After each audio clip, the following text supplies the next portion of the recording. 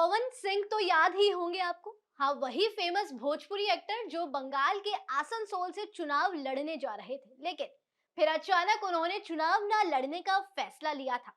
अब उन्हीं को लेकर एक और बड़ा अपडेट सामने आया है। देखिए, ज्यादातर पार्टी इस बार फेमस चेहरों को चुनावी मैदान में उतार रही है। ऐसे ही बीजेपी ने भी तैयारी कर ली थी कि वो बंगाल के आसनसोल से फेमस एक्टर पवन सिंह से चुनाव लड़वाएंगी, लेकिन बाद में खुद ही पवन सिंह चुनाव न लड़ने के लिए पीछे हट गए थे। अब उन्होंने चुनाव को लेकर एक और बड़ा अपडेट दिया है। क्या है वो अपडेट, चलिए आपको इस वीडियो में बताते हैं।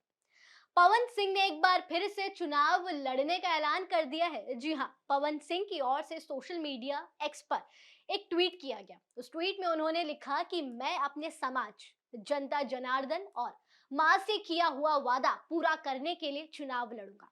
आप सभी का आशीर्वाद और सहयोग चाहिए।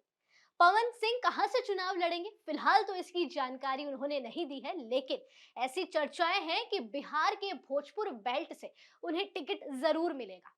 ये उम्मीद भी जताई जा रही है कि वो निर्दलीय नहीं बल्कि बीजेपी की टिकट पर ही चुनाव लड़ेंगे, क्योंकि पवन सिंह पीएम मोदी के कट्टर समर्थक माने जाते हैं।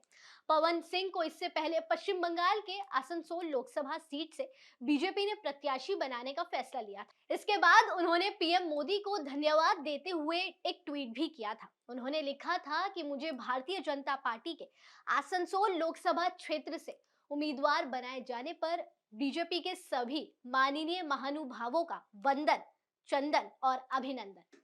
पहले यह भी कहा जा रहा था कि पवन सिंह आरा से चुनाव लड़ सकते हैं, पर अभी तक ऐसा कुछ भी क्लियर नहीं है। कई रिपोर्ट्स ये कह रही थी कि उन्हें बिहार से ही सीट मिलेगी, लेकिन सवाल ये है कि क्यों उन्होंने आसनसोल से चुनाव लड़ने से मना कर दिया था।